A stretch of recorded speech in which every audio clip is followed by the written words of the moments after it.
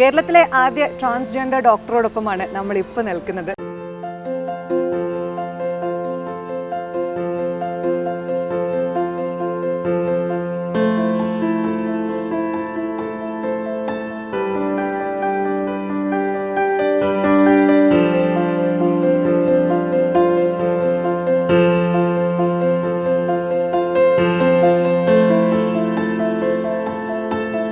Doctor, welcome to she matters. Thank you. 2020 ഒരുപാട് മാറ്റങ്ങൾ പലർക്കും കൊണ്ടുവന്നു, പക്ഷേ ഡോക്ടർ 2020 മാറ്റങ്ങളിൽ ഹാപ്പിയാണ് അല്ലേ? ഡെഫിനറ്റ്ലി. ഫസ്റ്റ് ഒരു ക്വസ്റ്റ്യൻ ഞാൻ ചോദിച്ചോട്ടെ. ഒരു ഫസ്റ്റ് ട്രാൻസ്ജെൻഡർ ഡോക്ടർ എന്നൊരു ടൈറ്റിലിന് ശേഷം ഒരുപാട് പേര് ഇതേപോലെ സംസാരിച്ചു കാണും. ഇനി ചോദിക്കരുത് എന്ന് തോന്നിയ എന്തെങ്കിലും ചോദ്യം ഉണ്ടോ? തീർച്ചയായിട്ടും. ഇപ്പം എന്ത് തോന്നുന്നു അത് ചോദിക്കരുത്. പെർഫെക്റ്റ്. ഓക്കെ. ഈ ഒരു ഐറണിയെ കുറിച്ച് ഞാൻ ആദ്യം ചോദിക്കുന്നതിൽ തെറ്റിദ്ധാരണ തോന്നരുത്. അതായത് മോഡേൺ മെഡിസിൻ്റെ ബലത്തിൽ സ്വന്തം ഐഡന്റിറ്റി തിരിച്ചു പിടിച്ച ഒരു ഡോക്ടർ, ഒരു ആയുർവേദ ഡോക്ടർ എന്ന് പറയുമ്പോൾ എല്ലാവർക്കും ഒരു ഐറണി തോന്നും. Like where do you believe more in എന്നുള്ളത്. സോ ഡോക്ടർക്ക് ആക്ച്വലി ആയുർവേദത്തോടാണോ മോഡേൺ മെഡിസിനോടാണോ കൂടുതലും മമത ശരിക്കും? എനിക്കങ്ങനെ ആയുർവേദം മോഡേൺ മെഡിസിൻ ഒന്നുമില്ല. നമുക്ക് രണ്ടും എന്താ പറയുക, ഹ്യൂമാനിറ്റിയുടെ ബെറ്റർമെൻറ്റിന് വേണ്ടിയിട്ടുള്ളതാണ്. അപ്പോൾ നമുക്ക് എന്താണ് സ്യൂട്ടബിൾ ആയിട്ടുള്ളത് അത് നമ്മൾ ഓപ്റ്റ് ചെയ്യുക, അത്രേ ഉള്ളൂ. ഞാനിങ്ങനെ ആയുർവേദത്തിൻ്റെ ഒരു എന്താ പറയുക, ഞാനൊരു ആയുർവേദ ഡോക്ടറാണ്. പക്ഷേ എന്ന് കരുതിയിട്ട് എന്തിനേയും തള്ളി പറയാനുള്ളൊരു ലൈസൻസ് അല്ല എൻ്റെ BMS ഡിഗ്രി. അപ്പോൾ എന്താ പറയുക, അത് നമ്മുടെ യൂസിന് നമ്മളത് യൂട്ടിലൈസ് ചെയ്യുന്നു, അത്രേ ഉള്ളൂ.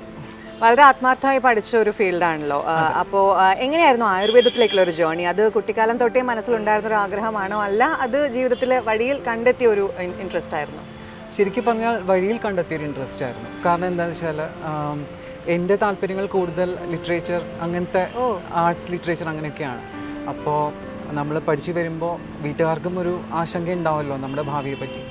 അപ്പോൾ അവർക്ക് ഒരു എന്താ പറയുക, ഒരു ഡോക്ടർ ഫാമിലി എന്നൊരു ഖ്യാതി അല്ലെങ്കിൽ അങ്ങനത്തെ ഒരു ഇതിലേക്കാണ് അവർ നോക്കിയിരുന്നത്. അപ്പോൾ എന്തായിരുന്നു ഇവിടെ എത്തി ഡോക്ടർ പ്രിയ VSI ഇന്ന് നിൽക്കുന്നതിന് മുന്നത്തെ ഒരു ചെറിയൊരു സ്റ്റോറി ഒന്ന് പറയാമോ?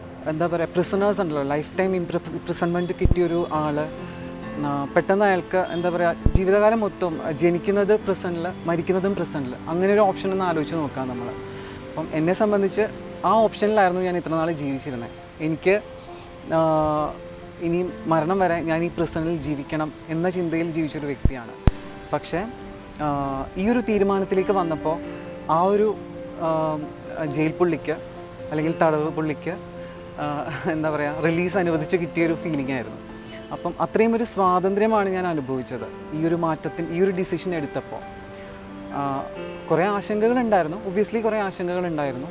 കാരണം ഞാനൊരു പ്രൊഫഷണലാണ്. ഞാൻ എന്താ പറയുക, എൻ്റെ പ്രാക്ടീസ് തുടങ്ങിയതിന് ശേഷമാണ് ഇതിനെപ്പറ്റി റിസർച്ച് നടത്തുന്നതും നമുക്കിത് പോസിബിൾ ആണ് എന്ന് തിരിച്ചറിയുന്നതുമെല്ലാം അതിന് ശേഷമാണ്. എൻ്റേതായ രീതിയിൽ ഞാൻ റിസർച്ച് നടത്തിയിരുന്നു.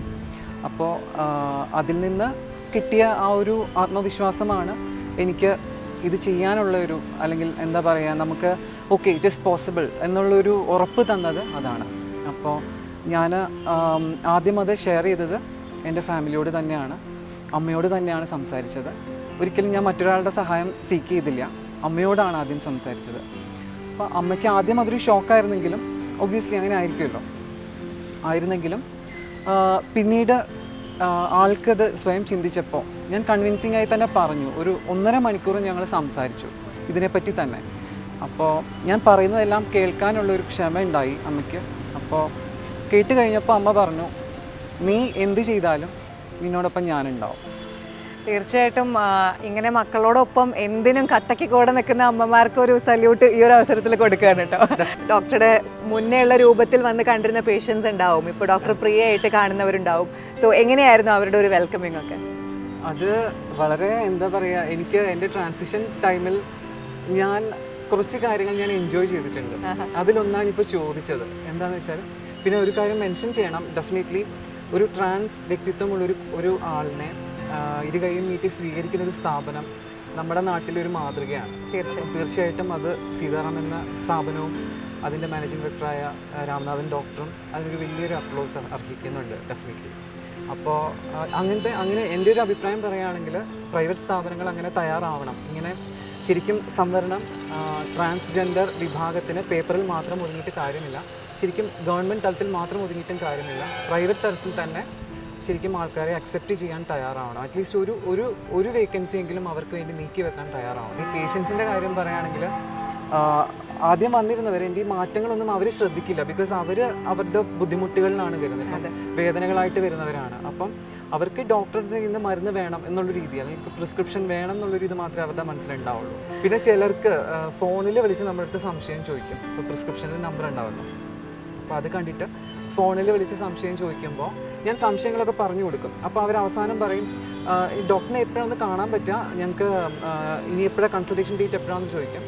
അപ്പം ഞാനൊന്ന് അലാംഡ് ആവും. ഞാൻ വിചാരിക്കും ഇനി അവരുടെ അടുത്ത് പറയാതിരിക്കുന്ന മോശമാണ്. അപ്പോൾ ഞാൻ പറയും ഓക്കെ നിങ്ങൾ വന്നോളൂ, പക്ഷെ don't panic, I M A lady doctor എന്നാവും.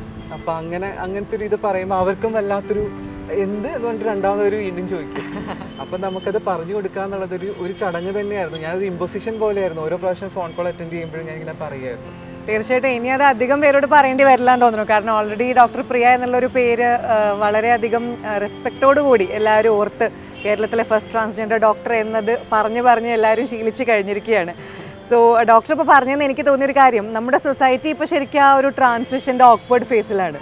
കുറച്ച് പേര് വളരെയധികം ആക്സെപ്റ്റ് ചെയ്യുന്നു, ഇങ്ങനെ ചേഞ്ചസ് ആക്സെപ്റ്റ് ചെയ്യാൻ റെഡി ആവുന്നവരെ. കുറച്ച് പേര് ആക്സെപ്റ്റ് ചെയ്യാതെ നിൽക്കുന്നു. അപ്പോൾ എത്രയും പെട്ടെന്ന് സൊസൈറ്റിയുടെ ഈ ഒരു ഓക്വേർഡ് ഫേസ് മാറി ഓണസ്റ്റായി ഡോക്ടർ ഇപ്പോൾ ചിരിച്ച് പറയുന്ന പോലെ ഞങ്ങൾ ഇങ്ങനെയൊക്കെയാണ്, ഞങ്ങളുടെ ഇടയിൽ സ്വന്തം ഐഡൻറ്റിറ്റി തിരിച്ചറിഞ്ഞുകൊണ്ട് അതിനെ ഒരു മടിയുമില്ലാതെ പറയാൻ പറ്റുന്നവരുണ്ട് എന്ന് ഉറക്കെ പറയാനുള്ളൊരു ലെവലിലേക്ക് എത്തട്ടെ അല്ലേ doctor? Thank you so much.